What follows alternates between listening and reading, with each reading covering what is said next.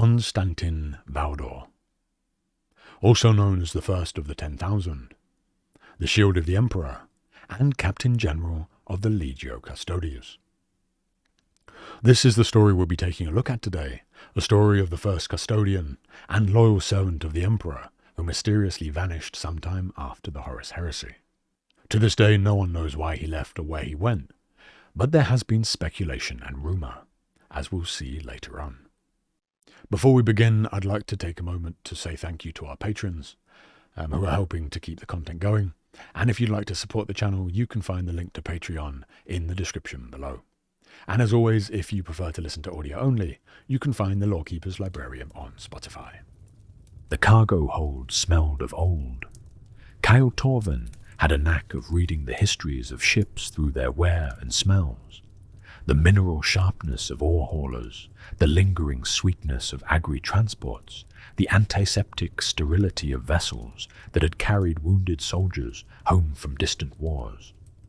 But the merchant's oath carried a different smell entirely, something older and stranger that he could not quite identify. It reminded him of the great librarium on Macragge, where he had once delivered a shipment of cerulean ink to the Ultramarines archivists and been permitted to walk briefly among their towering stacks of ancient texts. That same quality hung in the recycled air of his new vessel. He was 34 years old, though the years of warp travel had made such calculations somewhat academic. His face bore the weathering of a man who had spent his life moving between stars. Fine lines around eyes that had grown accustomed to squinting at manifest ledgers in poor lighting, and scanning distant horizons for the telltale shimmer of void shields. The Torvin family had been traders for 7 generations, working the routes between the Ultramarines' 500 worlds, with a reputation for reliability that opened doors other merchants found permanently sealed. Kyle's grandfather had once delivered consecrated oils to the fortress of Hera itself, and though the family's fortunes had diminished somewhat since those days, they still commanded respect among the factors and guildmasters who controlled commerce in Ultramar. The merchant's oath represented either the resurrection of that fading legacy or its final collapse. Kyle had not yet determined which. He had purchased the vessel at auction on Talassar 3 weeks prior, outbidding 2 other merchants for a ship that the assessors had deemed serviceable but requiring significant investment. It was an old vessel, far older than its classification suggested, with registration codes that traced back to an era before the Great Rift had torn the galaxy apart. Its previous owners had died or scattered, their fates lost in the chaos of recent decades, and whatever cargo they had carried had long since been claimed or disposed of. Or so the auction house had assured him. The secondary storage hold was located in a section of the loading bay that the ship's previous configuration had rendered nearly inaccessible. A cramped space behind corroded piping and beneath cable runs that sparked occasionally. Kyle had discovered it only by accident, following a persistent rattle that had annoyed him during his first test flight. The noise had led him through a maintenance crawlway barely wide enough for his shoulders, past junctions that looked as though they had not been opened in decades, until at last he had emerged into a small chamber that the ship's manifest did not acknowledge existed. In this place, a single container sat against the far wall, half hidden behind a tangle of decommissioned machinery. It was not large, perhaps the length of his forearm, and half again as wide, but something about its presence commanded attention. The metal of its casing was dark and smooth, unmarked by the corrosion that touched everything else in this forgotten space, and when he brushed his fingers across its surface, it felt very smooth and very cold. The seal broke with a soft hiss of escaping pressure, and Kyle found himself holding his breath as he lifted the lid. Inside, wrapped in cloth, lay a book. It was bound in material that resembled leather, but carried a weight and texture that suggested something else. The gilt lettering on its cover was hard to see in the low light. When at last the words resolved into something his mind could pass, he felt his breath catch in his throat. Constantin Valdor, Captain General of the Custodian Guard. Kyle knew the name, as every citizen of the Imperium knew the name, or thought they did. The Custodian Guard were legends spoken of in hushed tones, golden sentinels who stood eternal watch over the Emperor's throne, protectors whose mere existence reassured the faithful that some things in this dark galaxy remained incorruptible. Their Captain General was a figure of myth, a title rather than a person, the leader of warriors who might as well have been angels for all that ordinary humans ever saw of them. But this book was about a time before all that, before the Golden Throne was a prison, before the Emperor's silence, before 10,000 years of slow decay had transformed the Imperium into something its founders would scarcely have recognized. Kyle settled himself against the cold metal of the chamber wall, ignoring the discomfort, and opened the book to its first page. The text was high Gothic, archaic in its construction, but still readable to one who had been educated in the scholars of Ultramar. And as he began to read, the cargo hold around him seemed to fade away, replaced by visions of a terror he had never seen, and a warrior whose story had been all but forgotten by the galaxy he had helped to forge. This is what the book contained. There is a story that has come down to us only in fragments, from places that even to speak of their existence carries a weight of danger, and it concerns a child who was taken, and an army that moved to claim him, and the unfathomable lengths to which the master of mankind would go to possess what he considered his own. In the days when terror was not yet unified, when the Emperor's dream of bringing humanity together under one banner remained a thing written in blood across every scarred continent, something extraordinary occurred in the endless campaigns of conquest. The Emperor himself turned his attention away from the great work of unification and fixed it upon something far smaller, and yet, it would seem, far more precious to him. He mobilized entire armies for this purpose, moving them across the continents through territories held by hostile powers, expending resources and lives that might have claimed a dozen enemy kingdoms, all for the sake of a single infant, whose name has long since been forgotten by every soul, save perhaps the Emperor himself. The child's parents perished in this retrieval, though whether they stood against the Emperor's forces or whether their deaths were simply deemed necessary to whatever design he pursued, no one knows. What has come down through the long millennia is that the Emperor of mankind considered one small life worth more than the soldiers who fell to claim it, worth more than the precious time diverted from his grand campaign of unity, worth more than any calculation of cost and benefit that a different mind might have applied to such a decision. And so we are left to wonder, as so many have wondered before us, what could possibly have made this child so valuable that the master of mankind would pay such a price? There was one who knew something of this mystery, or at least claimed to know, and her name was Ama Astarte. She served as the first director of the Emperor's biotechnical division, and was the principal architect of both the Primarch project and the Space Marines that would one day stride across the stars in humanity's name. She had been with the Emperor since the earliest and most desperate days of the Unification Wars, having survived the horrors of the Age of Strife by offering her considerable intellect to various warlords, before at last finding one whose vision proved worthy of her gifts. If any mortal soul understood the Emperor's secrets in those days, it was surely Amar. She confirmed before her death that the child's parents had indeed been killed, and that armies had indeed moved across continents to retrieve him. Yet even she, with all her privileged knowledge, offered no explanation for why the Emperor had deemed this necessary. Perhaps she did not know the reason herself, or perhaps she knew and chose to carry that knowledge in silence to her grave. She died during the palace coup, and whatever understanding she possessed passed with her into the darkness beyond, leaving us only with questions. After the child was taken from his family, he underwent an extreme transformation under the instruction of the Emperor.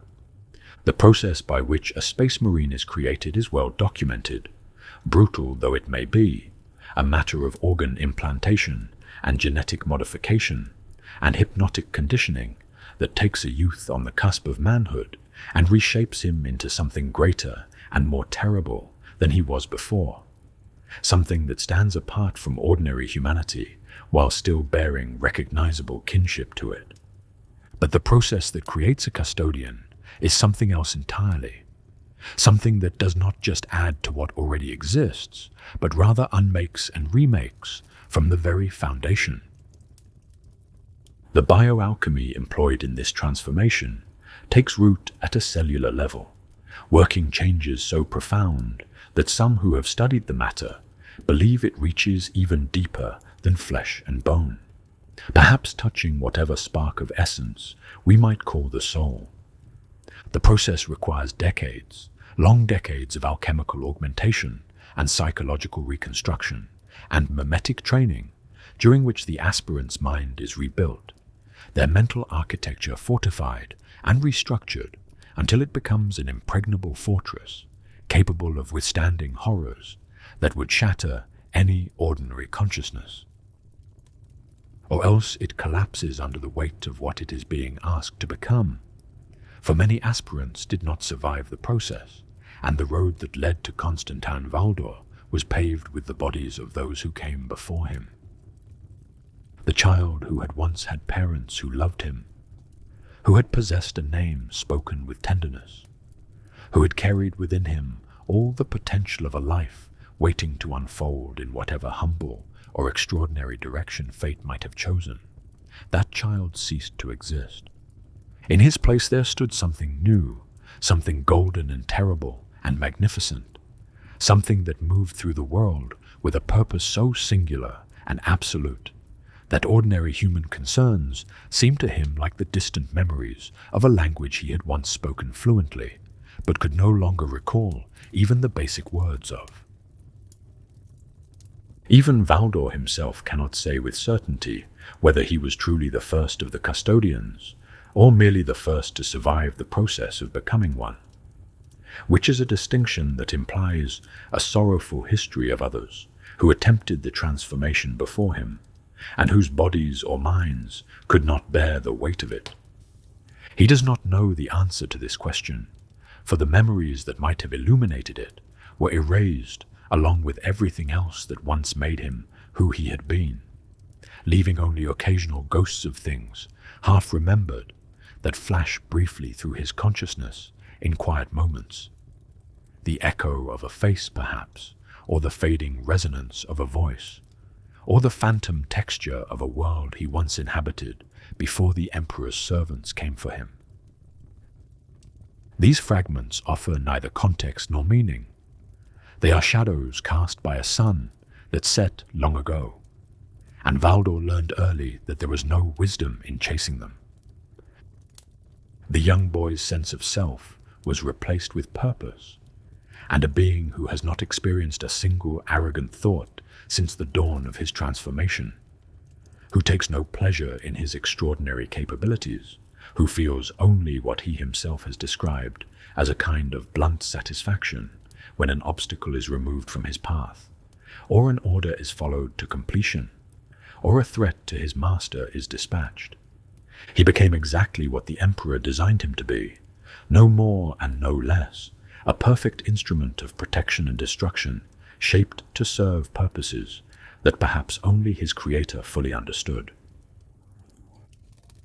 And yet the question remains, why this particular child? The Emperor's foresight was said to allow him to perceive the threads of possibility, stretching centuries into the future. And so we must ask ourselves whether he saw something in that infant that justified such extraordinary measures to secure him. Did some cosmic obligation, older perhaps than the Imperium itself, demand this child's retrieval? Did the woven strands of fate require that Constantin Valdor exist in precisely the form he would come to take? The answers to these questions, if indeed they exist at all, fell silent when the Emperor's voice was taken from him by Horus. The master of mankind sits now upon his golden throne in eternal twilight, and whatever secrets he carried into that long silence remain his alone to keep. The Unification Wars were, by their very nature, a time of bloodshed and sorrow, when brother fought brother across the scarred face of terror, and the dream of unity could only be purchased through the currency of countless lives. Yet even in that long catalogue of battles and betrayals, certain campaigns stand apart in history, casting shadows that would stretch across the centuries and touch the fates of all that came after. The Battle of Morland Sen was one such campaign, and it was there, in the frozen wastes of ancient Nordic, that Constantin Valdor first glimpsed the dark truth that would come to define his understanding of the Emperor's earliest creations. The Morland Sen Confederacy had grown powerful in that cold and unforgiving land, ruled by a figure known as the Priest King, who had begun his rise as a humble holy man, offering food and water to the suffering masses of that benighted age. The Emperor himself, it is said, had once warned this man against the path he was choosing, but the Priest King had not listened, and in his pride and his hunger to help his people, he had turned to destructive powers. The Chaos Gods answered his prayers, and with each miracle he performed in their name, the cost grew steeper and the rituals more occult, until little remained of the compassionate man he had once been. By the time the Imperial forces arrived to bring Nordic into compliance, the Priest King commanded hordes of gene-twisted abominations and witch-marked warriors, and his domain had become a place where the boundaries between the material world and the realm of nightmares had grown terribly thin. The Imperial host that descended upon Morland Sen was outnumbered approximately 7-1, a disparity that would have given pause to any conventional military strategist. Constantin Valdor led a force of just 30 custodians into that frozen hell, their golden armor bright against the endless white of the Nordic winter, and alongside them marched several thousand thunder warriors of the 4th Legion under the command of a warrior named Ushotan, whose name would come to carry a weight of tragedy in later history. It was the first deployment of an entire Thunder Warrior Legion, and the Emperor himself walked among his forces, his presence alone enough to turn the tide of battles. The events of the height of that battle would haunt Valdor's thoughts of the Thunder Warriors for all the years that remained to him. When the warp energies emanating from the Confederacy's sorceries washed over the Imperial lines, something changed in Ushotan's warriors. A frenzy came upon them like a fever, stripping away whatever restraint or discipline they had possessed, and leaving only a red and howling rage that knew neither friend nor foe. They butchered everyone in their path, not just the enemy forces, but the non-combatants the Emperor had intended to spare, the very people they had ostensibly come to liberate from the Priest King's tyranny.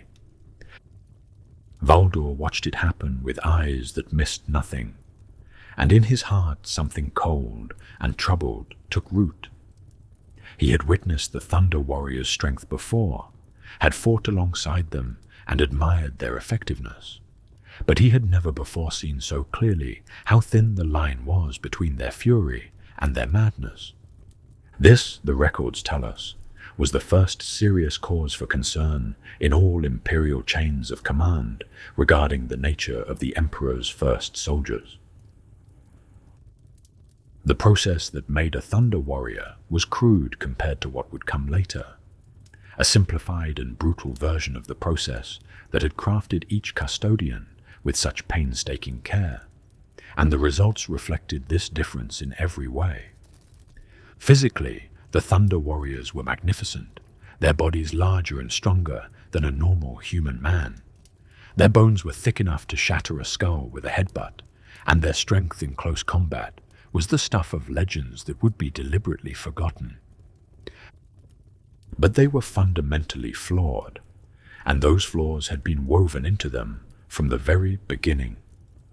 Their genetic structure was unstable, causing minds and bodies to deteriorate at unpredictable intervals.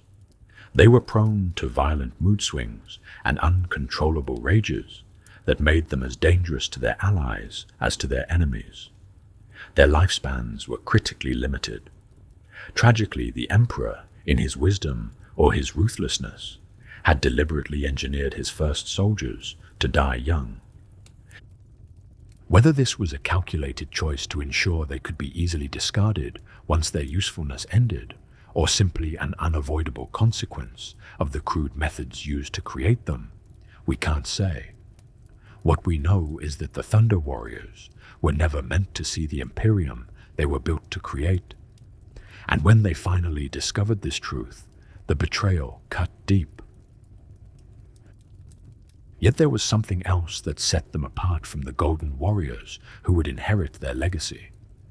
Something that Valdor himself would later acknowledge with what might have been admiration, or might have been sorrow. Unlike the Custodians, the Thunder Warriors had kept their humanity. The process that created them had not bled the emotions from their souls, or rebuilt their minds into fortresses of perfect discipline. They could feel joy and hatred and fear. They laughed at crude jokes and mourned their fallen brothers and loved. They were monsters, perhaps, but they were human monsters, and there was something precious in that humanity, even as it made them dangerous.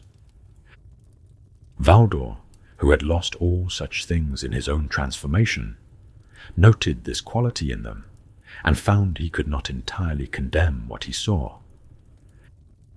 The official Imperial Chronicle speaks of a glorious last stand at Mount Ararat, where the Thunder Warriors are said to have died to a man while raising the banner of lightning at the Declaration of Unity. The legendary Aric Taranis, greatest of their number, supposedly fell while raising that banner, his last breath spent in service to the dream he had fought so long to realize. It is a beautiful story. It is also a carefully constructed lie. In the final years of the Unification Wars, the Thunder Warriors discovered the truth about their engineered lifespans. They learned that they had always been intended as disposable tools, designed to conquer terror, and then conveniently die before they could become a problem. And in their rage and their grief and their sense of betrayal, some of them turned upon the Emperor who had created them only to discard them.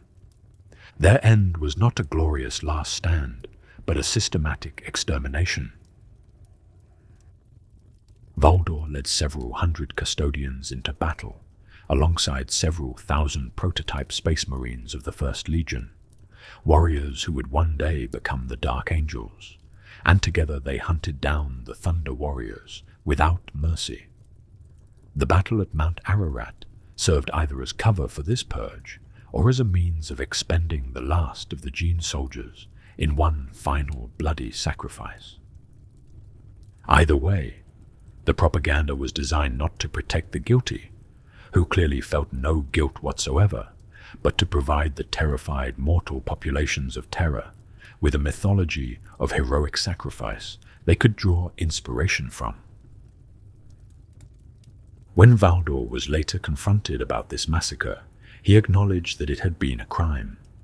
Yet he also stated that he believed it to be a worthwhile sacrifice in light of the future it would help to build. He had not trusted the Thunder Warriors since Morlan Senens. He had seen what they could become when their restraints failed them. The cold ethics of practicality governed his thinking, and by those ethics, The Thunder Warriors had been judged and found wanting. But not all of them died at Mount Ararat. Ushotan, the leader of the 4th Legion, who had led his warriors into frenzy at Morlan Sen, survived that terrible day along with perhaps 24 of his brothers. And in the following years, as the Emperor turned his attention to the stars and the Great Crusade began to take shape, a conspiracy formed around a woman named Uwoma Kandawire, the Grand Provost Marshal of the newborn Imperium. Kandawire had been born in the Banda Confederacy of southeastern Africa to a family of modest wealth, and her experiences with the brutal warlords of that age had instilled in her a fierce and uncompromising commitment to justice and the rule of law. When she discovered that the massacre at Mount Ararat had occurred without the knowledge or approval of the Senatorum Imperialis, an unsanctioned execution ordered by Valdor himself, she determined to arrest the Captain General and put him on trial before the Emperor. Her conspiracy drew together souls of very different motivations. Kandawire herself, who sought legal accountability for what she viewed as murder; Ushotan and his surviving Thunder Warriors, who sought revenge and perhaps the dignity of a death in battle; and Amar Astarte, the architect of the Space Marine project, who had grown convinced that the warriors were doomed to fail without the Primarchs who had been scattered to the void. They did not understand that Valdor had been watching them from the beginning, hunting out those whose bitterness was carefully hidden from sight. The coup was doomed before it ever began. The conspirators enjoyed initial success, sweeping aside the minimal resistance of army personnel as they advanced through the still incomplete imperial palace. Inside the great chamber of what would become the Senatorum Imperialis, they found a single golden figure waiting for them in the darkness. Constantin Valdor urged them to surrender. They refused. And then 10,000 warriors of the 1st Legion, newly emerged from their training and hungry to prove themselves, poured into the chamber in what would become one of the first live combat engagements of the Space Marines. The contrast between these new soldiers and the Thunder Warriors they faced could not have been more stark. Where Ushotan and his brothers were flamboyant and emotionally unrestricted and individually imposing, the 1st Legion proved functional and mechanical and methodical, fighting as components of a greater machine rather than as individual heroes. Each Thunder Warrior was larger and more powerful than any single Space Marine, and in one-on-one combat they would have prevailed without question. But the Space Marines almost always wounded or maimed their opponents before dying, and they were replaced immediately by reinforcements who continued the work of wearing down the Gene soldiers until nothing remained. Ushotan himself cut down several 1st Legion Marines with ease before finding himself face to face with Valdor. They fought as only such warriors can fight, blade against blade, strength against strength, and for a time the Thunder Warrior Primarch held his ground against the Captain General, a surprising reflection of his extraordinary skill. But Valdor was something beyond even exceptional warriors, and in the end, Ushotan fell.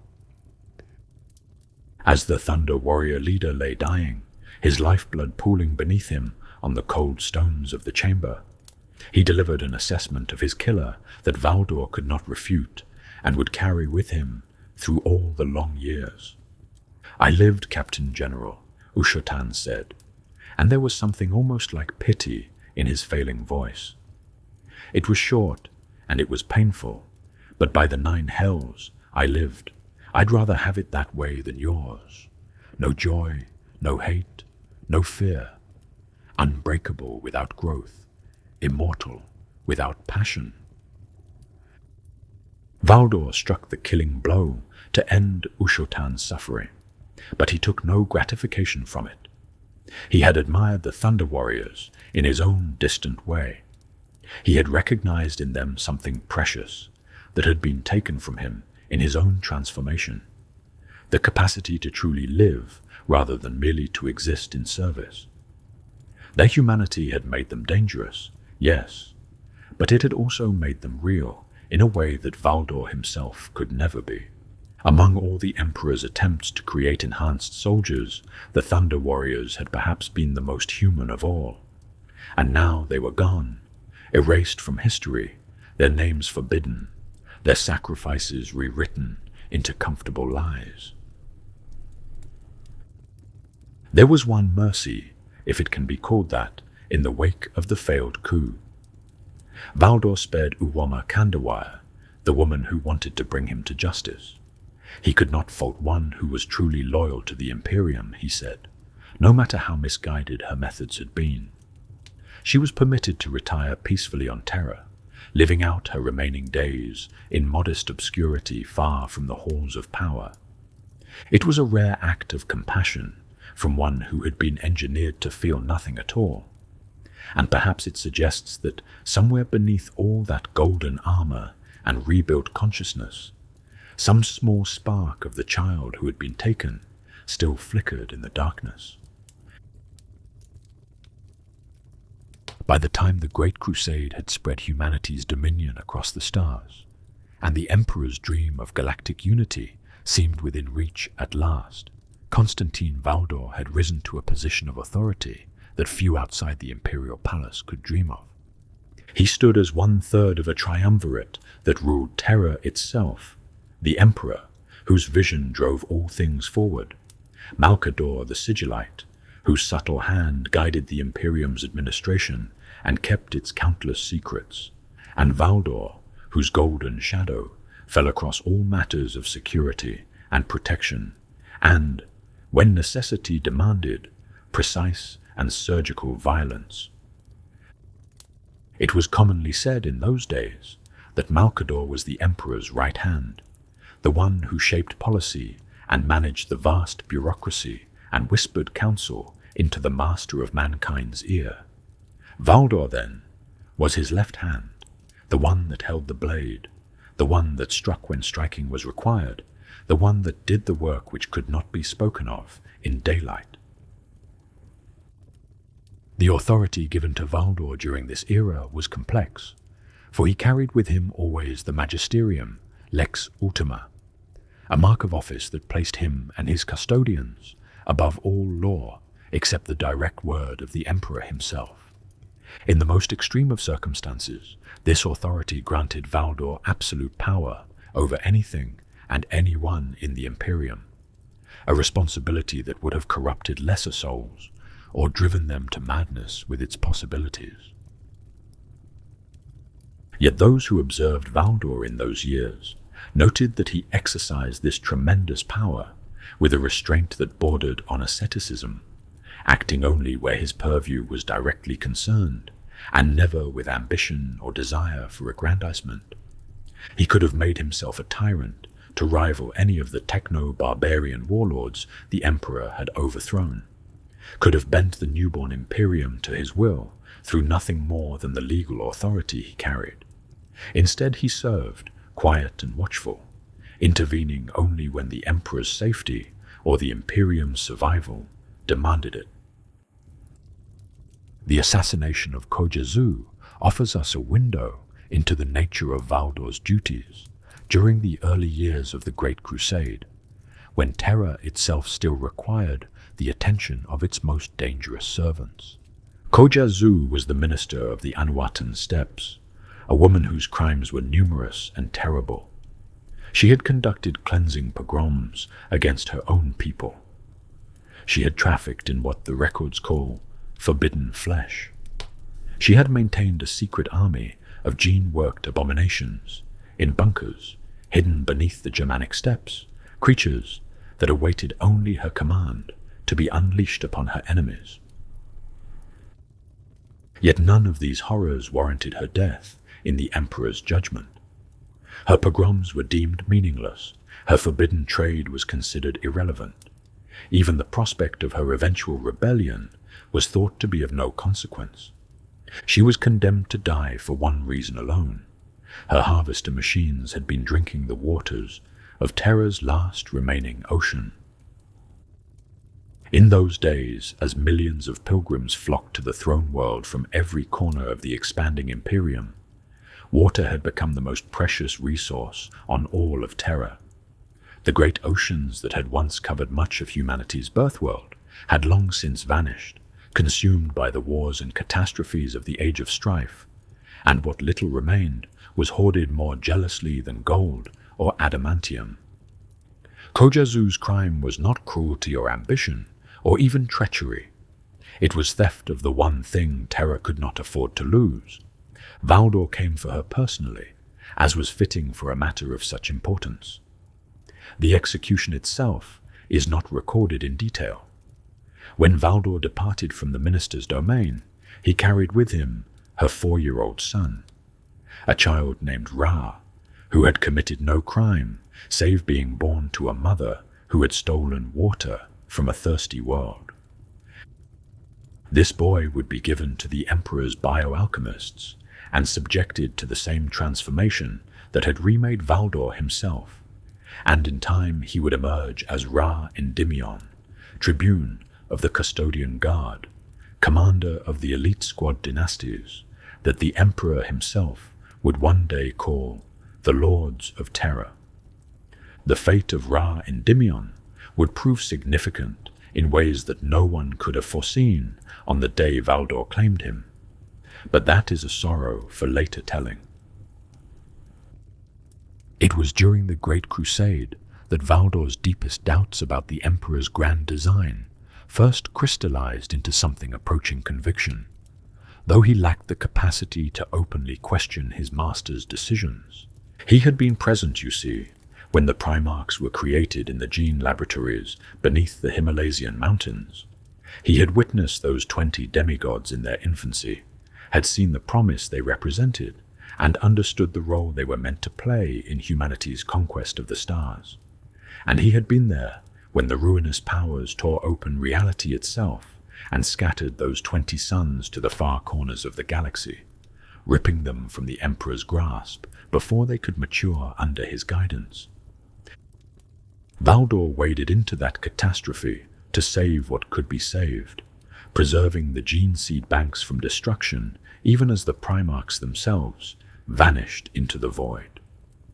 And after, when Malkador spoke of finding the lost sons and reuniting them with their father, Valdor spoke a warning. They must be tainted, he argued. Whatever the powers of chaos had done in scattering them, there could be no possibility that they had left the Primarchs uncorrupted. The entire project should be scrapped, the search abandoned, the dream of Primarch-led legions set aside in favor of something safer and more controllable.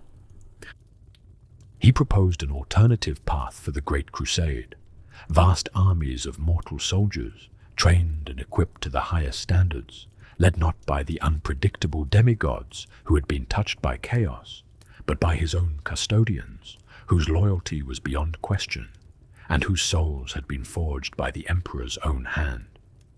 It would be slower, perhaps, and less glorious, but it would be safe. It would not carry within it the seeds of its own destruction. The Emperor rejected this counsel. The Primarchs would be found, the Primarchs would lead. The Great Crusade would proceed as originally planned. When Malkador later informed Valdor that the scattered suns still lived, that they had survived their journey through the warp and landed on distant worlds throughout the galaxy, the Captain General's response was not relief, but deepening suspicion. He could not understand why the Chaos Gods would spare such valuable prizes. If the ruinous powers had the Primarchs in their grasp, why would they release them apparently unharmed? Why would they not corrupt them openly and turn them against the Emperor from the start? It is their nature to play games, Malkador replied, but the answer did nothing to ease Valdor's concerns. History, as we know all too well, would prove which of them had seen more clearly. When the War Master Horus fell to corruption and the heresy began to tear the Imperium apart, Valdor's pragmatic nature asserted itself in ways that brought him into conflict with those who held to different philosophies of war. Following the massacre at Istvan III, when Horus revealed his treachery by bombing his own loyal soldiers into oblivion, a secret council was convened to discuss what might be done to end the rebellion before it could spread further. Malcador the Sigillite presided over this gathering in his role as Grand Master of Assassins, and Valdor was invited to offer his counsel on how the War Master might be eliminated. It was Valdor who proposed the tactical innovation that would create the first execution force in Imperial history. Rather than sending lone operatives who had repeatedly failed to reach their target, he suggested assembling a team drawn from each of the assassin clades, Vindicare and Eversor, Calidus and Culexus, Venenum and Venus, operating as a coordinated unit whose combined skills might succeed where individual efforts had not. The mission briefing he delivered was characteristically direct. Embed on Dagonet and terminate Horus. The operation failed. Horus had been warned by his own corrupted seers, and he sent a proxy to die in his place. When the assassination attempt was discovered, the War Master ordered the orbital bombardment of Dagonet, and the Dark Apostle Erebus sacrificed the planet's remaining population to the ruinous powers in a ritual of such horror that its details are best left unspoken. After the failed attempt, Rogel Dawn, Primarch of the Imperial Fists and Praetorian of Terror, confronted Valdor about the operation, and the philosophical conflict between them crystallized into words that would define their differing approaches to the war.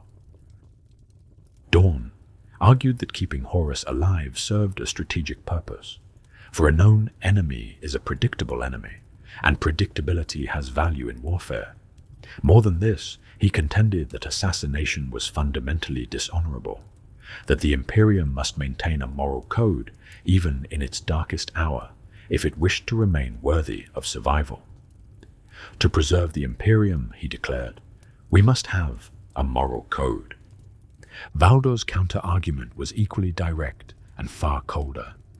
The methods of the Officio Assassinorum were not cowardly, he maintained, but expedient. Horus had bombed his own sworn brothers into obliteration without hesitation or remorse. Nothing, no matter how vile, was beyond him. To match Horus's evil, Valdor said, we must not stop at underhanded tactics. The debate required the Emperor's personal intervention to settle. His verdict was a compromise of sorts, though one that satisfied neither party fully. No more shadows, no more veils. The Officio Assassinorum would continue to exist and to operate, but it would do so more openly, its actions acknowledged rather than hidden in darkness. There is a moment recorded in the histories of that era that speaks more eloquently than any battle or debate to the true nature of what Constantin Valdor had become by the time of the Great Crusade. Someone, the records do not say who, asked him what remained for him after all he had given to the Emperor's service. What more could possibly be taken from a being who had already surrendered his memories, his emotions, his capacity for joy or sorrow or love? What was left of the child who had been claimed from his murdered parents all those decades ago? Valdor's answer was delivered without hesitation, without self-pity, without any emotion at all. Nothing, he said. Nothing at all.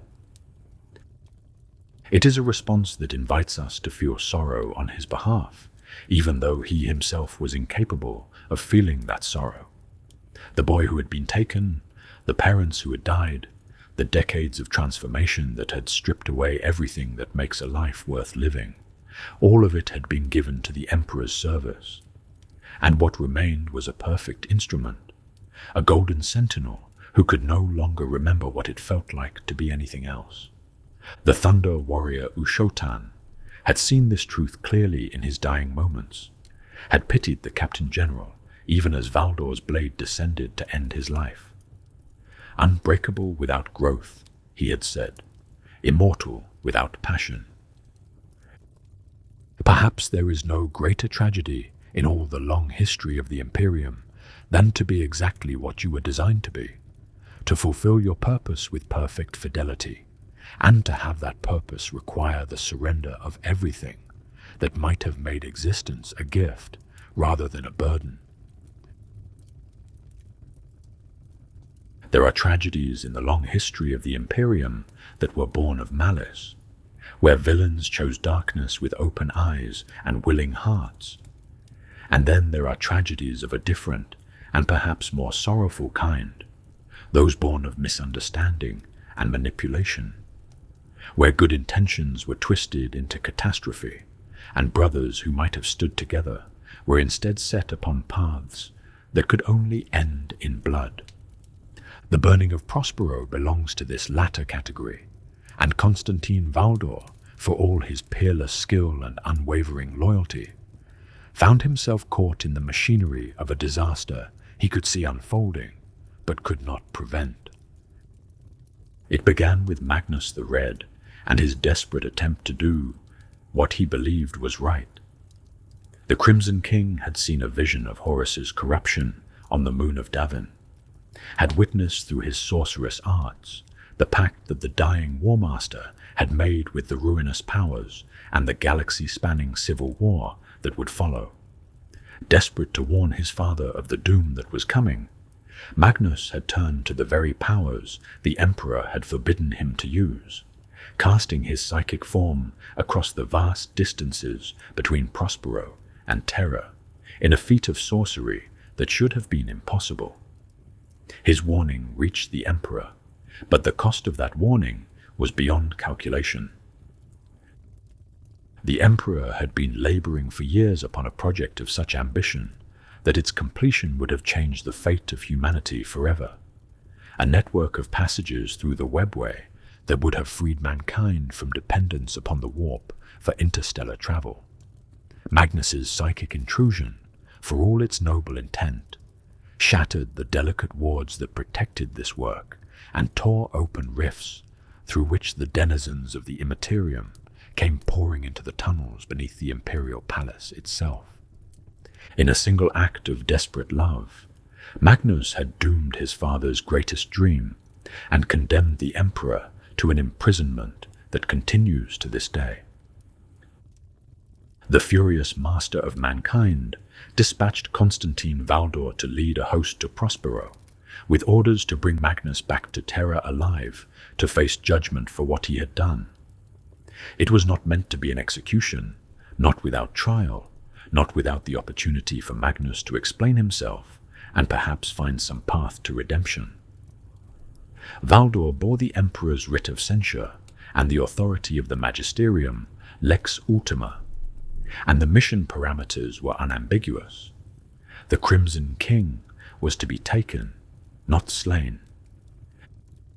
But Horus, who had already fallen to corruption though none yet knew it, saw an opportunity to remove a potential ally from his father's side.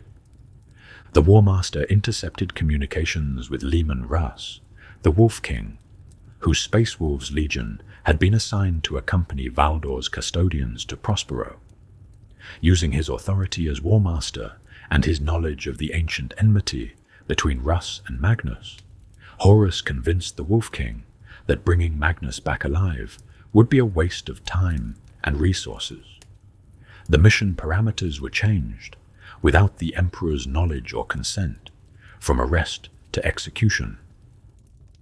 Valdor resisted this alteration, arguing against the wholesale destruction that Russ now advocated, but his custodian force, for all its elite status, was too small to overrule a Primarch's decision, and when the corruption of Prospero's sorcerers became apparent in the heat of battle, even Valdor's objections fell silent. What should have been a diplomatic action became a massacre, and the Captain General found himself fighting alongside the very forces he had cautioned against unleashing. Among the defenders of Prospero, there existed a warrior sect whose skill in combat was spoken of with something approaching awe even among the Thousand Sons themselves. The Kennetai Blade Masters had honed their psychic abilities to work in perfect harmony with their swordsmanship, their precognitive gifts allowing them to perceive enemy attacks before they were launched and respond with counters that seemed to go against the normal flow of cause and effect. They fought as a single consciousness, distributed across many bodies, their telepathic bonds weaving them together so tightly that they moved with a unified precision that made them appear less like a group of warriors than a single fighter manifested in multiple bodies simultaneously. Their dual-force swords were forged from psycho-crystal-infused ceramite, inscribed with sigils corresponding to each warrior's secret names and great deeds, and even without the psychic charge that normally empowered them. These blades could shear through power armor as easily as a hot knife through wax. Almost 100 of these elite warriors cut a path toward Valdor himself during the height of the battle, believing that if they could wound or kill the leader of the Golden Host, the censure force might falter, and Prospero might yet be saved. They fought through the Custodians and Sentinel Guard that surrounded the Captain General, leaving bodies in their wake, their blades singing through the ash-choked air of their dying world. Less than 30 of them survived long enough to reach Valdor. Those 30 closed upon him as a single body, their weapons raised in perfect synchronization for the killing blow.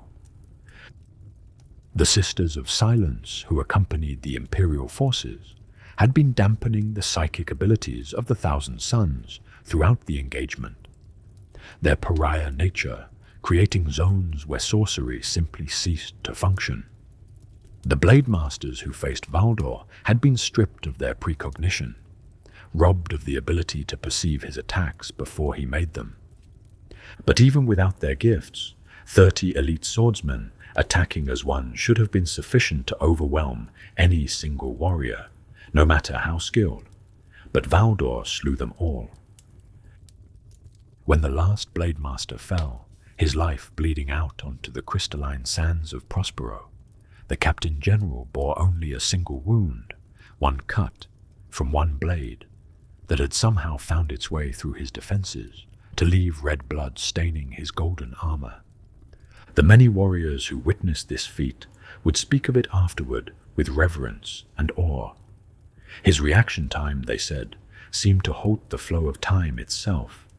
He moved as though he experienced time differently than his opponents, perceiving their attacks while they were still forming in their minds, responding to threats before they had fully materialized.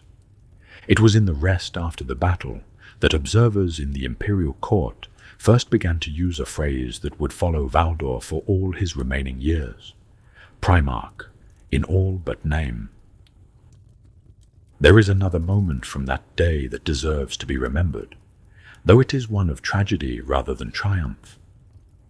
Phosis Takar was the captain of the Thousand Sons' Second Fellowship and one of the greatest telekinetics on all of Prospero, famed for his ability to generate shields of pure psychic force that could turn aside weapons fire from engines of war.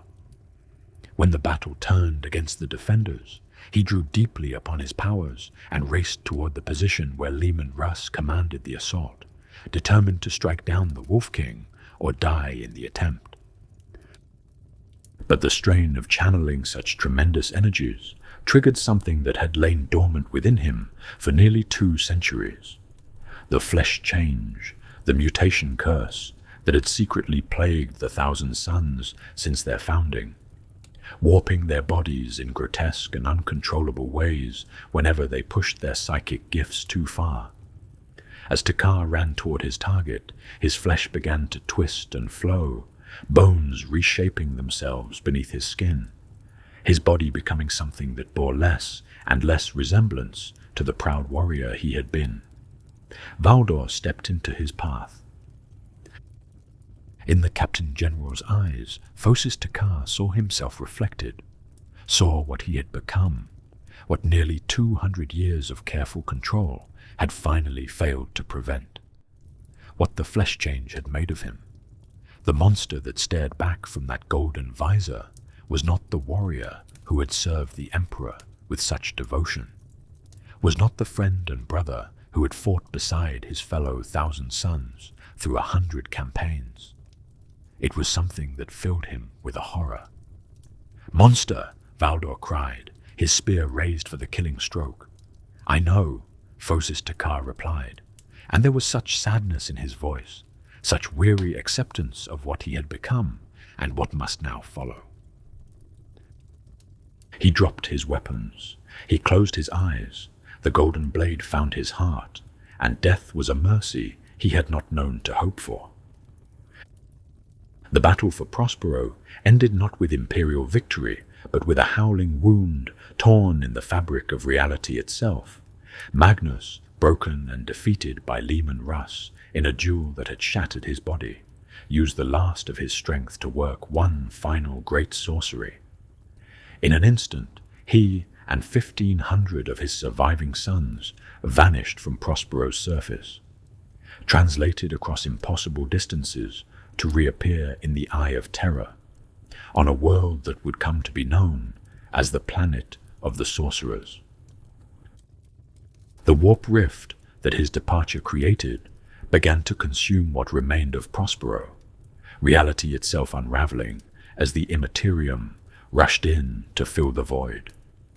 Only with the aid of Valdor's custodians were the Space Wolves able to extricate themselves from the destruction before the planet was swallowed entirely, and even then, the evacuation was a desperate and bloody thing that claimed lives that might otherwise have been saved.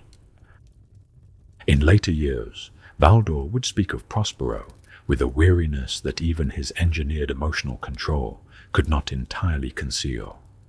The mission had been a failure by any meaningful measure. They had been sent to bring Magnus back alive, and Magnus had escaped to join the enemies of mankind. They had been sent to censure the 1,000 Sons, and instead they had driven a legion that might have remained loyal into the arms of chaos.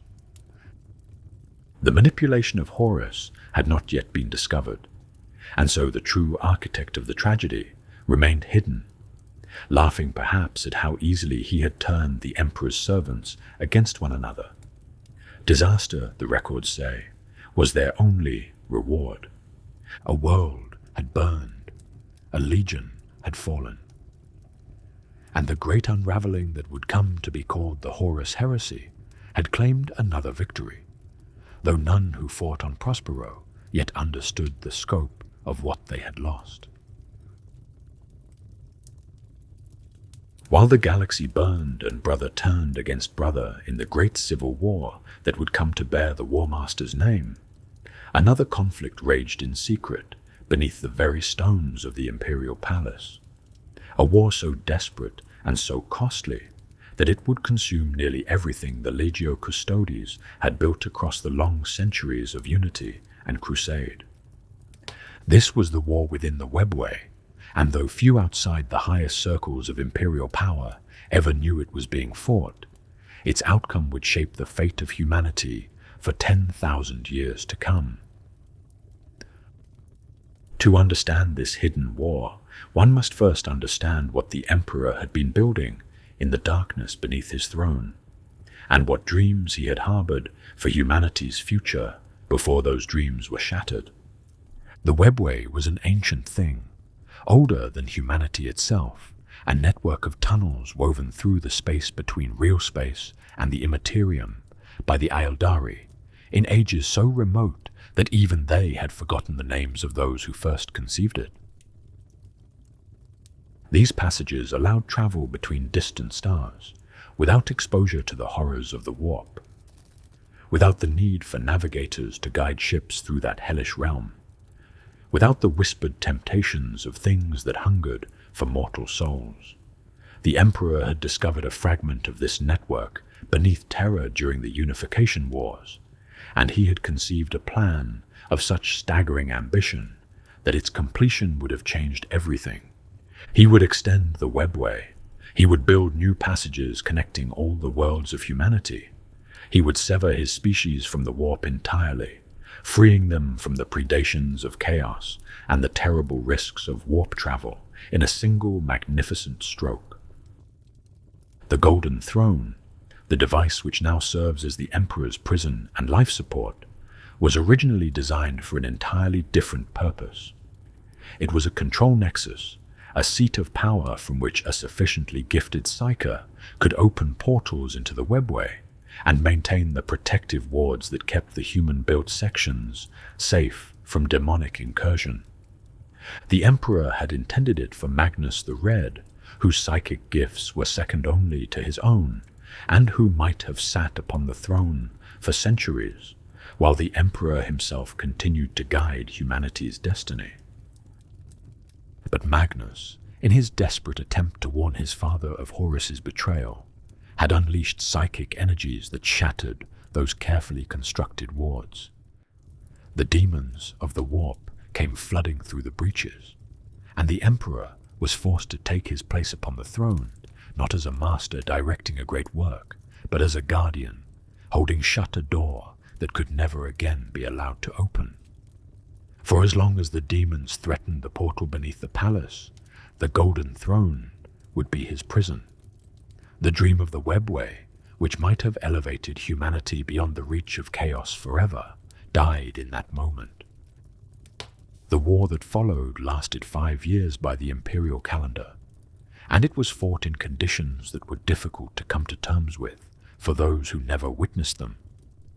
The Custodian Guard established defensive positions throughout the human-built sections of the webway, centered upon the city of Kalistar, a place of Aeldari construction where architecture seemed far more advanced than anything humans had made, and bridges spanned chasms so deep that anyone who fell from them would spend a very long time falling before reaching the bottom.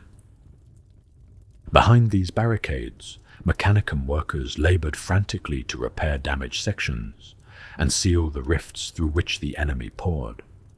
Before them, the Golden Warriors of the Legio Custodes launched counterattack after counterattack, their guardian spears reaping a harvest of demonic flesh that would have seemed miraculous had it not been so utterly futile. For the enemy they faced was, in the most literal sense, infinite. Demons are not creatures of flesh and blood, as mortals understand such things. They are manifestations of emotion and belief given form by the warp, and when they are slain in the material realm, they do not truly die. They simply discorporate, their essence returning to the immaterium to eventually reform and attack again. Every daemon banished by a custodian's blade would one day return to the fight. Every victory won by the defenders was temporary at best. The scales of the war were brutally simple. The Imperium was bleeding against an enemy that could never truly be beaten. The Custodian Guard had numbered approximately 10,000 warriors at the war's beginning. The 10,000, as they were known, each one a masterwork, each one irreplaceable in any quick time frame. By the war's end, fewer than 1,000 remained. A 90% casualty rate, sustained over years of continuous combat against an enemy that knew neither fatigue nor mercy, nor the concept of strategic withdrawal. Every custodian who fell was a loss that was hard to recover. The process that created them took decades, and there were no decades to spare. The defenders fought knowing that they were spending a currency that could not be replenished, that every brother who died in those tunnels was one fewer who would stand upon the walls when Horus finally came for terror itself. And what of Constantin Valdor during these desperate years? The Captain General did not fight within the webway himself. His role was different, and in some ways more terrible. He commanded the war from Terra's surface, coordinating the allocation of forces between the secret conflict below and the preparations for the siege that everyone knew was coming. He served as liaison between the Emperor, who sat trapped upon the Golden Throne and could communicate only through psychic visions, and the wider war effort that demanded attention, even as the palace's foundations were soaked in the blood of his brothers. It fell to Valdor to decide which custodians would descend into the webway, and which would remain above. It fell to him to manage the impossible balance of a dual war, to balance the immediate existential threat beneath the palace against the approaching existential threat that marched ever closer with every passing month. It fell to him to watch, day after day and year after year, as the reports came in.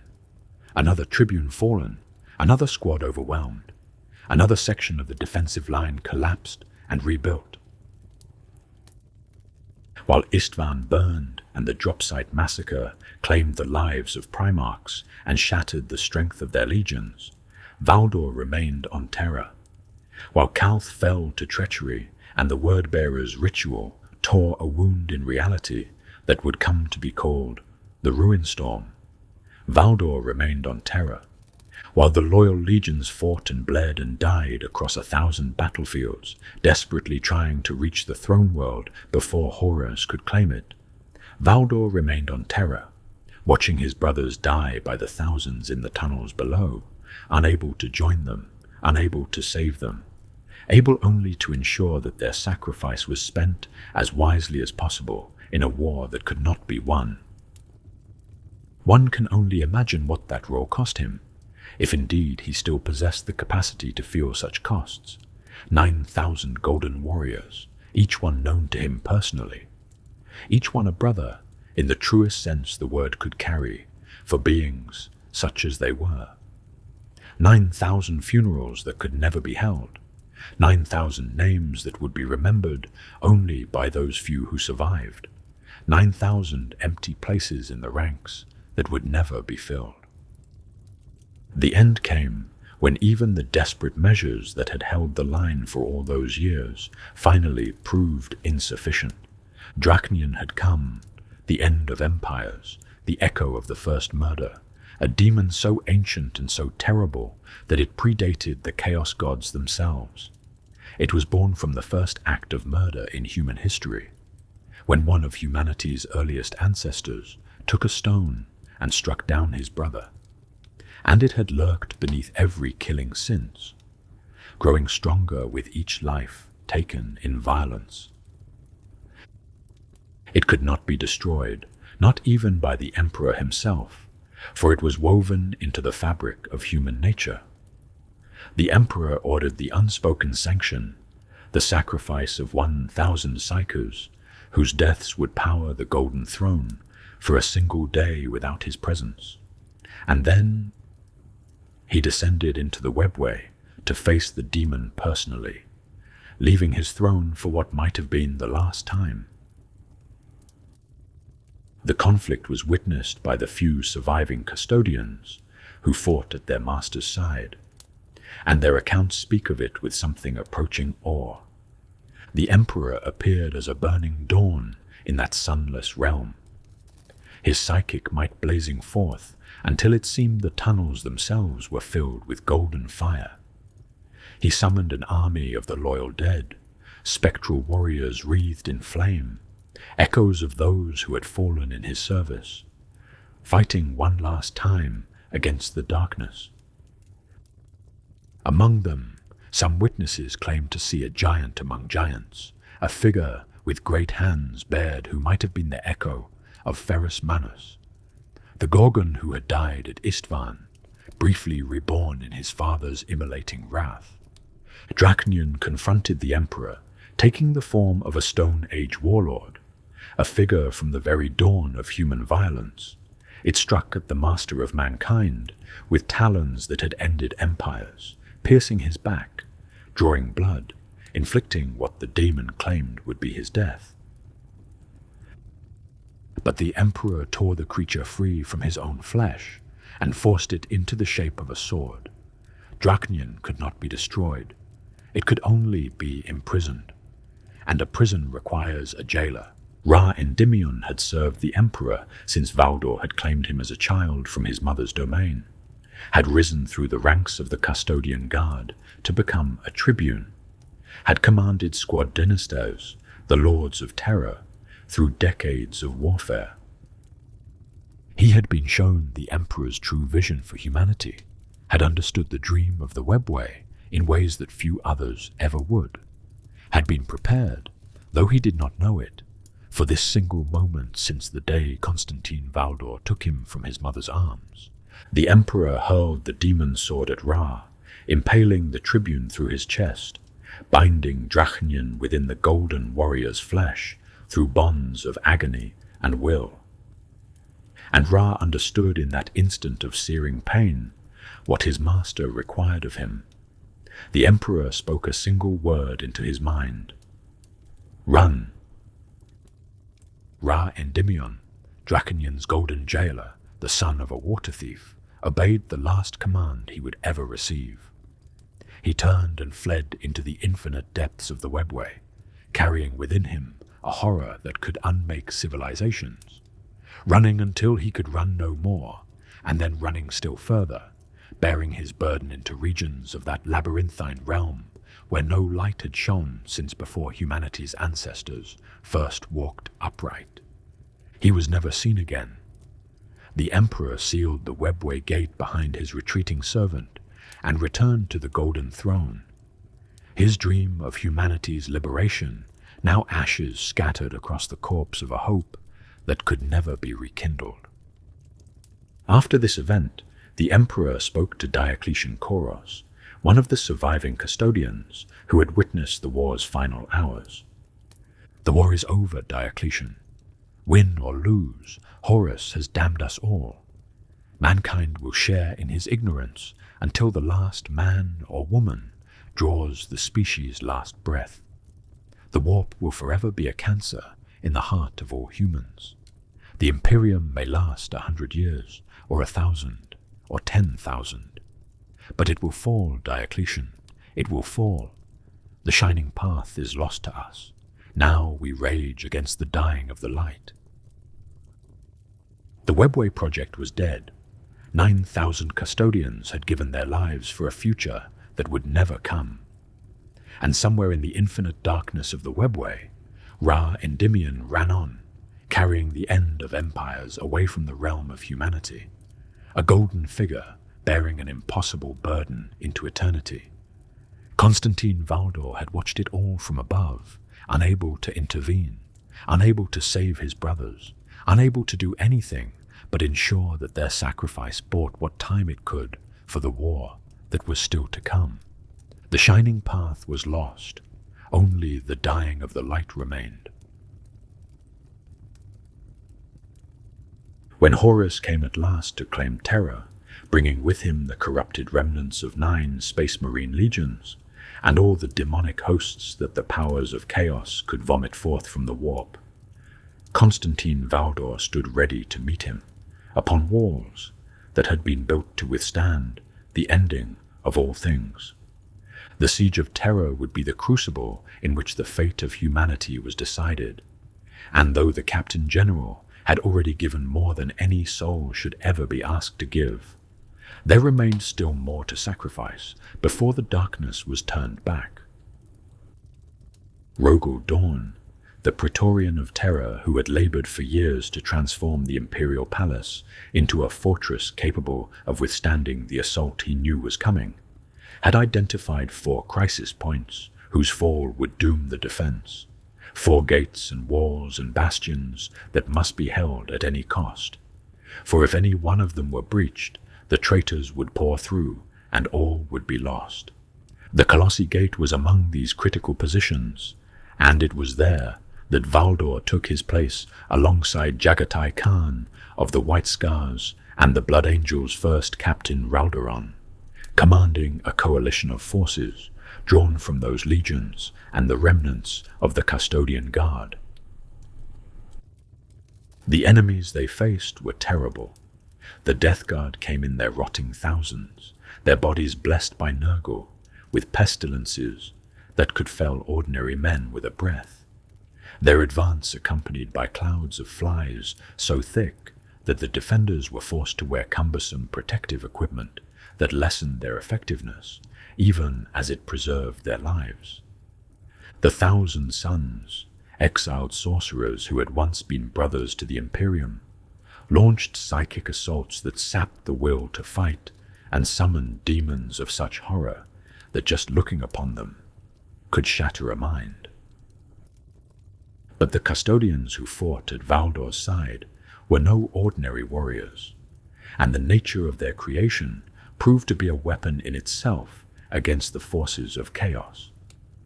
Their souls had been shaped by the Emperor's own hand, forged in the same fires that had crafted the master of mankind's will across millennia of preparation for this very conflict.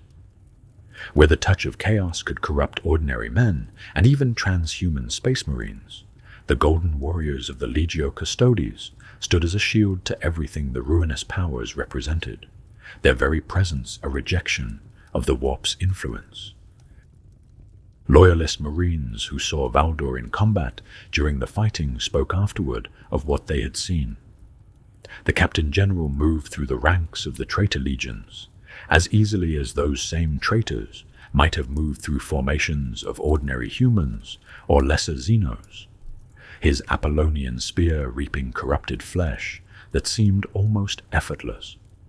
Where other defenders struggled and bled and died to hold their positions, Valdor carved paths of destruction through enemy formations that should have been impenetrable.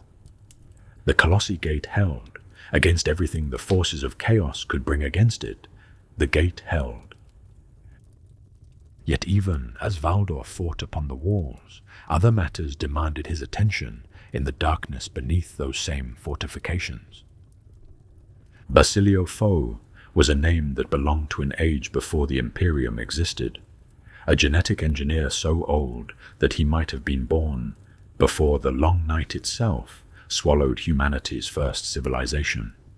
He had served various warlords throughout the Age of Strife, creating biological weapons and gene-crafted abominations that he unleashed upon Terra's suffering population with what witnesses described as gleeful abandon.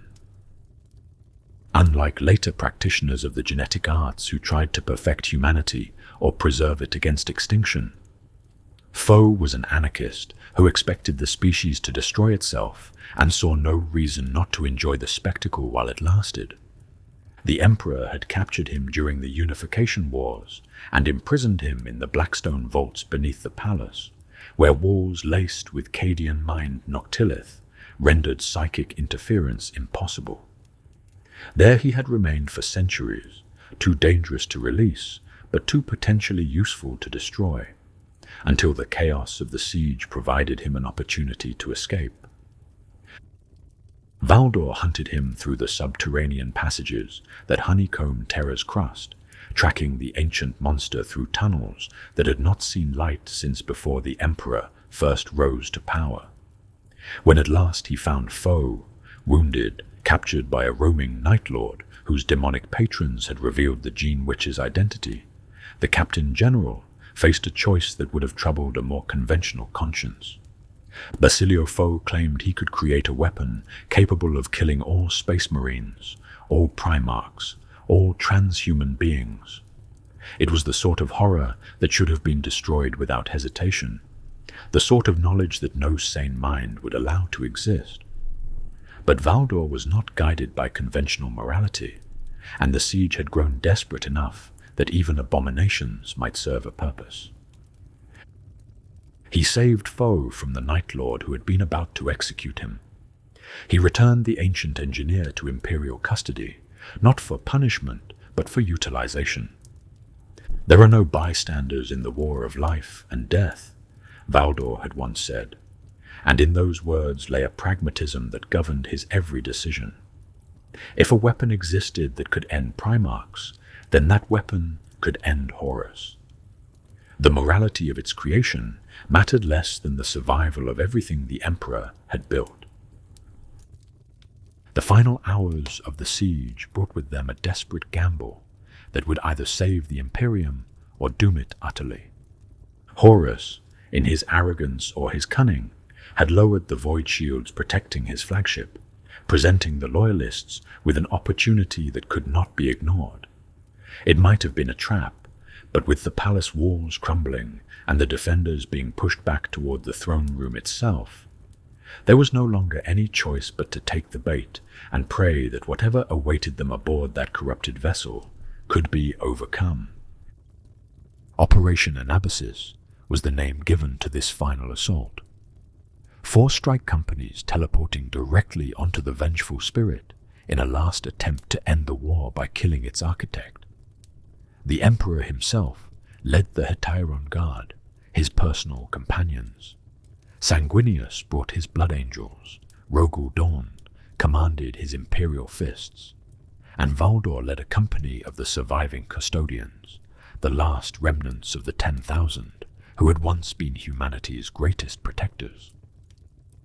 Malcador the Sigillite took the Emperor's place upon the golden throne before they departed, for someone had to maintain the psychic barrier that kept the demons from pouring into terror through the breaches Magnus had created so long ago. It was an act of sacrifice that all present knew would be fatal. Malcador was powerful beyond any baseline human who had ever lived, but he was not the Emperor, and the effort of maintaining the throne would burn through his life force in hours. The Emperor, before he departed for what might have been the last time, gave Malcador a new name. Malcador the Hero. It was a title that would outlive the man who earned it. What awaited the loyalists aboard the vengeful spirit was worse than any of them had imagined. Horus had prepared for their coming. Using the dark powers his patron gods had granted him, the War Master scattered the teleporting strike forces throughout his vessel, separating them, isolating them, turning what should have been a coordinated assault into a desperate struggle for survival in the bowels of a ship that had become something other than a ship, a place where reality itself had grown thin and the laws of nature no longer reliably applied. Valdor and his custodians materialized in darkness, surrounded by horrors. Demons pressed in from every direction, shifting and flowing in ways that confused and disoriented. Their hunger for the golden warrior's souls, a palpable force that seemed to thicken the very air. And in that moment, for the first time in his long existence, Constantin Valdor felt something close to fear. It was not fear for his own survival. Such concerns had been engineered out of him, if indeed he had ever possessed them at all. It was the fear of failure, the cold and terrible realization that he could not fulfill the duty for which he had been created. The Emperor was somewhere aboard this vessel, fighting his way toward a confrontation with Horus that would decide the fate of humanity, and Valdor could not reach him, could not protect him, could not stand at his side in the moment when his presence was needed most. The Captain General had never failed in his duty before. The possibility that he might fail now, at the moment of ultimate crisis, was a horror worse than any demon the warp could spawn. But the killing work did not stop simply because hope had dimmed. Valdor fought his way through the darkness, slaughtering the enemies that tried to bar his path, his spear blazing with the light of the Emperor's own forging as it cut through demonic flesh. He could not reach his master in time. He knew this, felt it in his bones, but he would not stop trying until his body failed him entirely. The forces of the War Master found him before he could fight his way clear. Just errant Terminators, the elite of Horus's own legion, along with veteran word-bearers whose devotion to chaos had made them something more and less than what they had been. They fell upon Valdor and his remaining custodians in numbers that would have overwhelmed any normal force. The Captain General fought with everything he had, his reactions still faster than anything around him, his blades still finding throats and joints and the gaps in Terminator armor where death could slip through.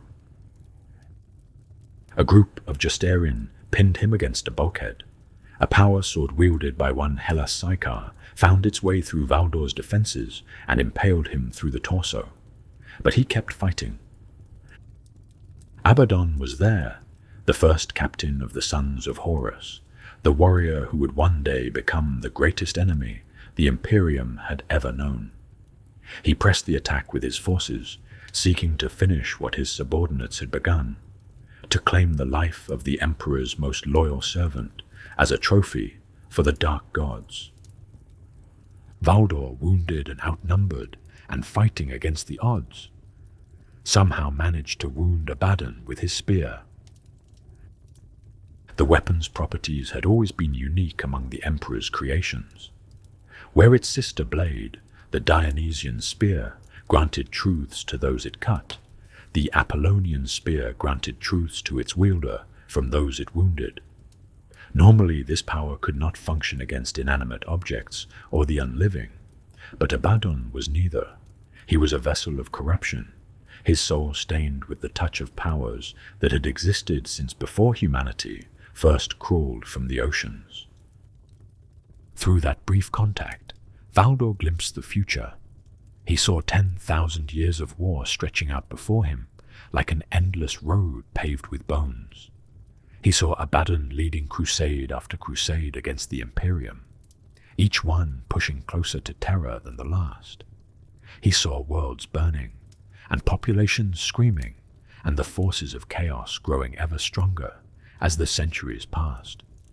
He saw the Imperium grinding itself to dust against enemies that could never be permanently defeated, saw the slow decay of everything the Emperor had built, saw the dying light that would flicker ever dimmer, until at last it was extinguished entirely.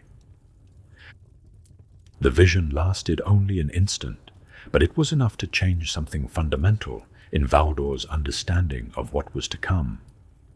He looked at Abaddon, this warrior who had not yet become the monster he would one day be, but who carried within him the seeds of all that future horror, and he spoke a single word. Despoiler, then he punched him. Rogel Dawn's intervention broke the gridlock, his imperial fists crashing into the flank of the traitor forces and buying Valdor the seconds he needed to disengage. The Captain General escaped with several of his companions, leaving behind the bodies of custodians who would never rise again, and carrying with him wounds that would take time to heal. The vision did not leave him. The knowledge of what Abaddon would become, of what the future held, of how utterly the Emperor's dream would fail, despite everything they sacrificed to preserve it. This understanding settled into Valdor's consciousness like poison, and it would color everything that he would go on to do. They found the Emperor in Lupercal's court, the great chamber at the heart of the vengeful spirit, where father and most favored son had fought their final battle. Horus was dead, or as dead as such a being could be, his body reduced to little more than a skeleton within charred and smoking armor. Whatever power the Chaos Gods had poured into him could find no refuge from the oblivion the Emperor had decreed. Of the magnificent warrior who had once been the brightest of the Primarchs, nothing remained but ash and bone and the echoes of a corruption that had doomed half the galaxy. Sanguinius lay nearby, his white wings broken, his beautiful face frozen in death. The angel had fallen first, giving his life in a futile attempt to reach whatever fragment of his brother might have remained beneath the corruption. His sacrifice had purchased nothing but his own ending. And yet, some whispered afterward, it might have weakened Horus, just enough for the Emperor to claim victory in the duel that followed. And the Emperor himself. Valdor had served the master of mankind for a long time, had fought beside him through the Unification Wars and the Great Crusade and the desperate defense of Terra itself. He had seen the Emperor wounded before, had witnessed the toll that even his magnificent body could suffer in battle against worthy foes, but he had never seen anything like what lay before him now. The Emperor was broken. His body had been shattered beyond any hope of full healing, his flesh torn, and his bones crushed, and his organs ruptured. He lay in the ruin of his armor like a fallen god, and the only sign that life remained within him at all was the faint, tortured rhythm of his breathing, and the ember glow of his single remaining eye. Before they could lift him, before they could begin the desperate work of carrying him back to the golden throne that might preserve what remained of his existence, the Emperor spoke a single word. It might have been now, it might have been no. Those who heard it would debate its meaning for centuries afterward, for the master of mankind's voice was barely a whisper, and his intent remained forever unclear. Did he command them to act immediately, to place him upon the throne before his spirit fled entirely? Or did he beg them not to? Did he plead in that final moment for the release of death rather than the eternal imprisonment that awaited him? No one would ever know for certain. Constantin Valdor looked upon the broken form of the being he had been created to protect, and he wept. The other surviving custodians wept with him. Tribune Diocletian Koros, who had witnessed the horrors of the Webway War and emerged with his sanity intact, wept.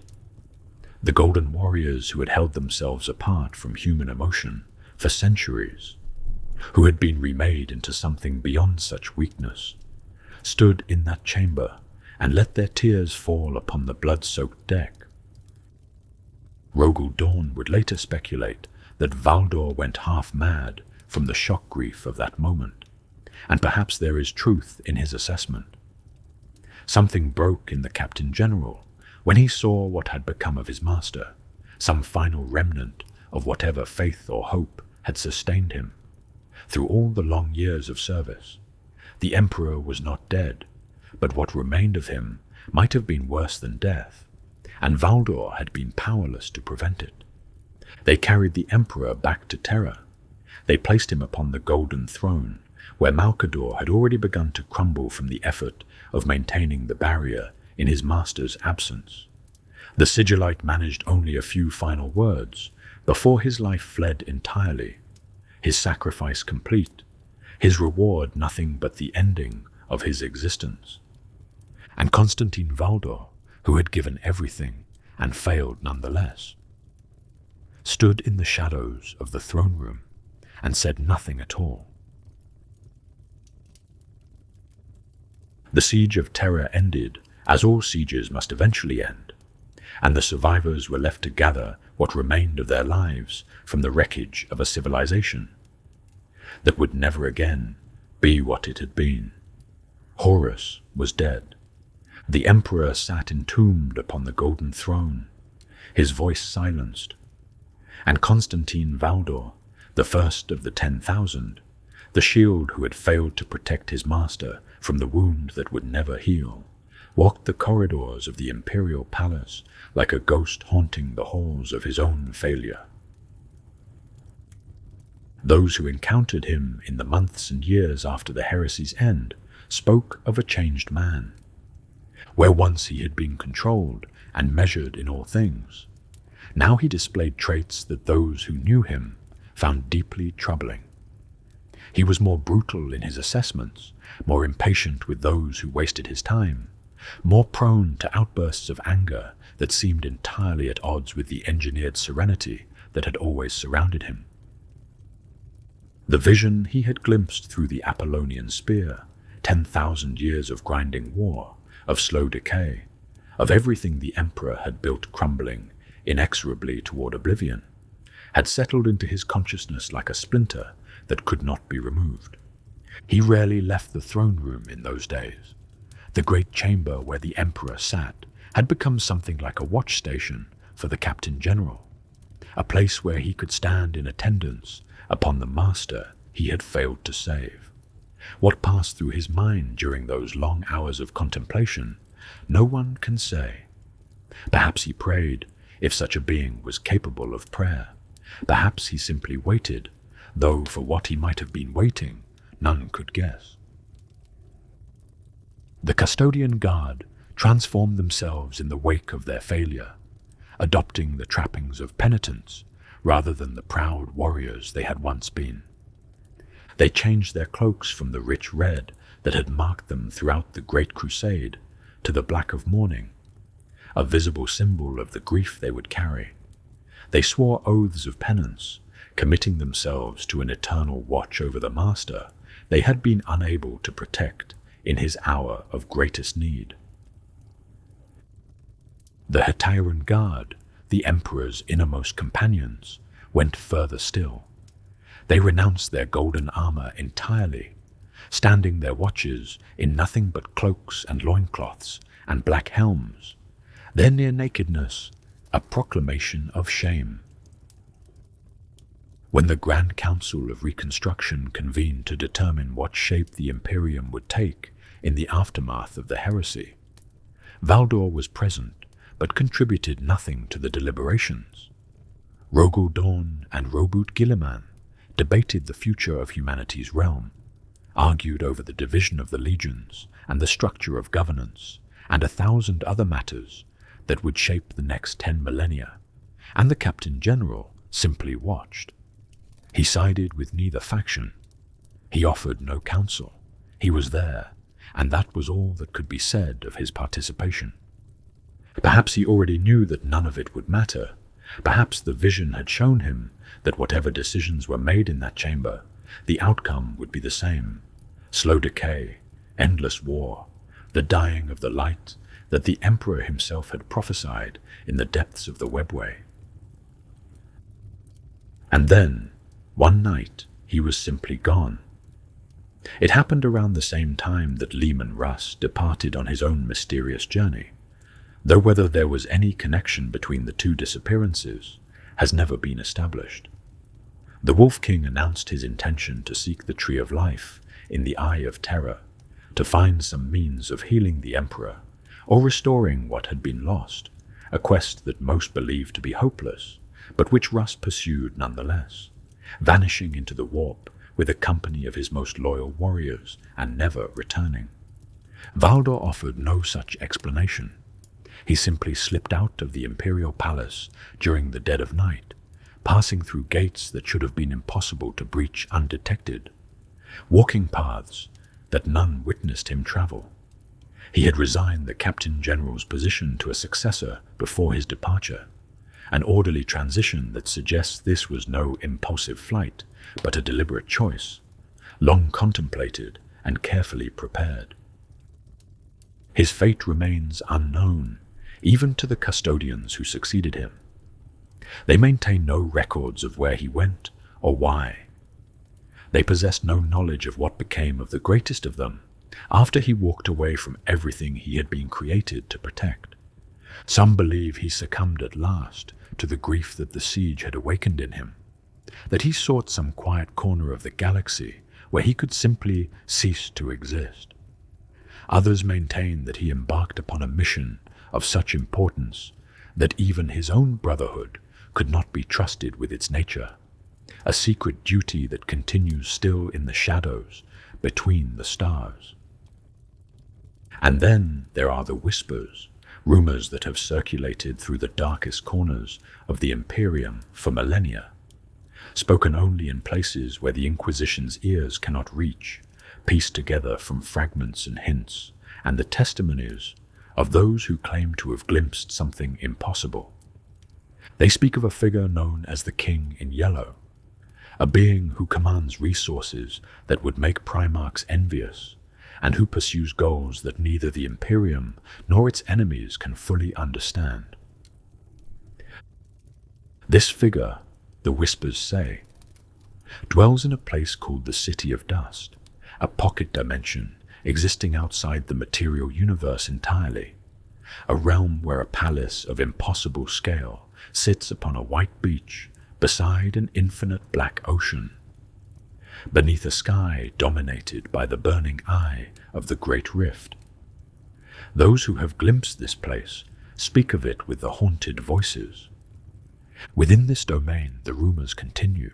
There wait thousands of winged Astartes held in stasis, space marines bearing wings that sprout organically from their bodies, reminiscent of the lost angel Sanguinius himself. There are hundreds of cloned blanks, each hosting beings of order rather than chaos.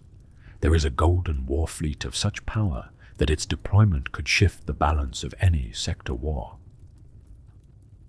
5 elder craft worlds, Uthwe, Alatok, and 3 others whose names are spoken rarely even among their own kind, have allied in a coalition dedicated to locating and destroying this king in yellow, an application of force that the ancient race reserves only for threats of the most existential nature.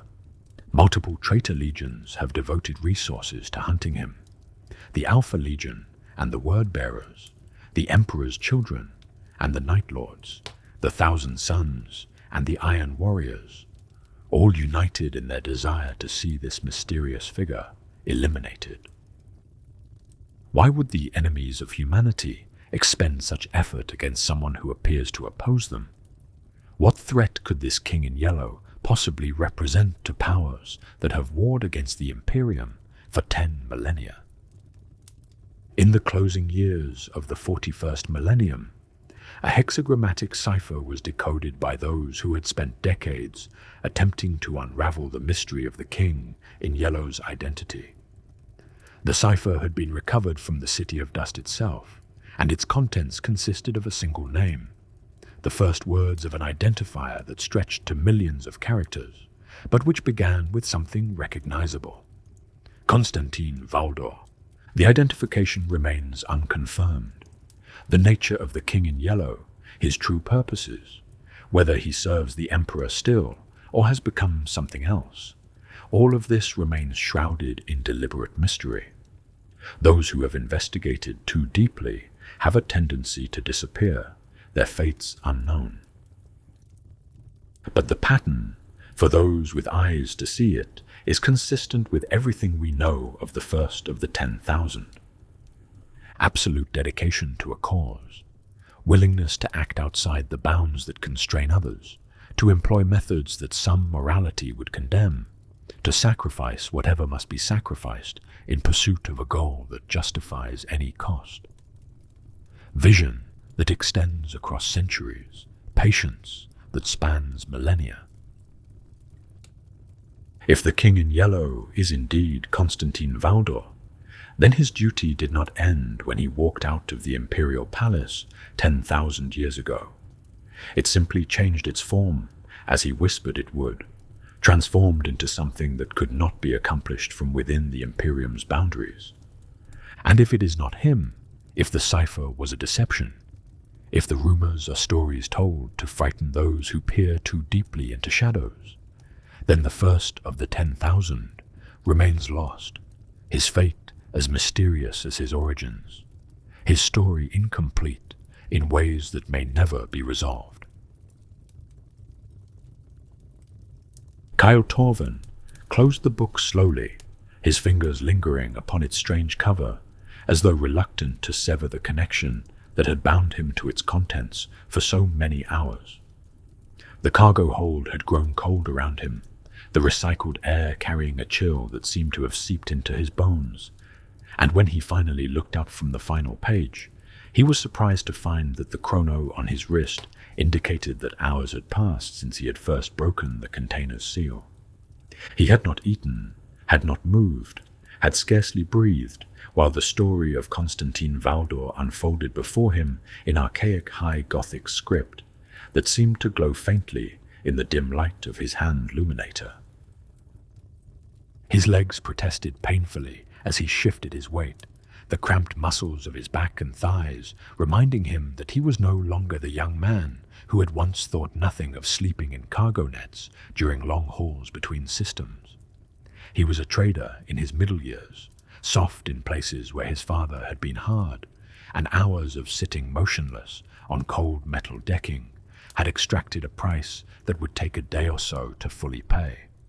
And yet, as he massaged feeling back into his calves and worked the stiffness from his shoulders, Kyle found that he could not bring himself to regret a single moment of his discomfort. The story he had read was not the kind of history they taught in the Skolums of Ultramar, where the Imperium's past was taught in broad strokes of glory and sacrifice, of heroes whose virtue was beyond question, and villains whose corruption was absolute. This was something older and sadder and more honest than any imperial text he had ever encountered. It spoke of a warrior who had been engineered to feel nothing, and yet who had wept at his master's broken body. It spoke of duty that transcended death, and loyalty that outlasted empires. It spoke of a being who had given everything he was, and everything he might have been to a cause that demanded still more, until at last there was nothing left to give. The merchant's oath hummed around him as he walked, the soft vibration of systems that had carried countless people across the void before him, and would carry countless more after he was gone. It was a good ship, he thought. A ship with secrets, a ship that had kept faith with this strange book for who knew how long, waiting for someone to find it and read it and remember. When he emerged at last into the main cargo hold, the artificial lighting seemed too bright after so many hours in darkness, and he stood blinking for a long moment while his eyes adjusted. Through the armored porthole above the loading ramp, he could see the stars of Ultramar spread across the void like diamonds scattered on black velvet.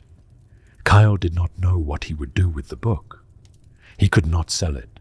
The very thought felt like a betrayal of something sacred, though he could not have explained why. He could not simply keep it hidden, either, not when the story it contained deserved to be remembered by more than one merchant trader with ink-stained fingers and a modest route through the 500 worlds. Perhaps, he thought, he would find someone worthy to receive it. A chronicler, perhaps, or a remembrancer in the old tradition. Someone who would understand what these pages contained and treat them with the respect they deserved. The story of Constantin Valdor had survived 10,000 years to reach him here, in this forgotten corner of Ultramar, and it seemed wrong to let it fade back into obscurity simply because he did not know what else to do with it. For now, though, he would keep it close. He would read it again, more slowly this time, letting the words settle into his memory until he could recite them from heart. And in quiet moments, when the merchant's oath was sailing between stars and the void outside his porthole seemed to stretch toward infinity, he would think of the golden warrior who had given everything to a cause that demanded more than any soul should ever be asked to give. He did not know if Constantin Valdor still lived. He did not know if the whispers of the King in Yellow were truth or legend or something stranger still. But he knew this much: the story he carried was worth preserving, worth remembering, worth passing on to those who would come after him. The Emperor's shield had not been forgotten. Not entirely, not yet. And perhaps, Kyle thought, as the warp engines began their familiar whine, that was enough. Perhaps in a galaxy of darkness and despair, the simple act of remembering was its own small form of defiance, a candle held against the dying of the light, a whispered refusal to let the shadows claim everything. The merchant's oath slipped into the warp, carrying its cargo of secrets toward whatever destiny awaited, and the stars of Ultramar burned on in the endless night.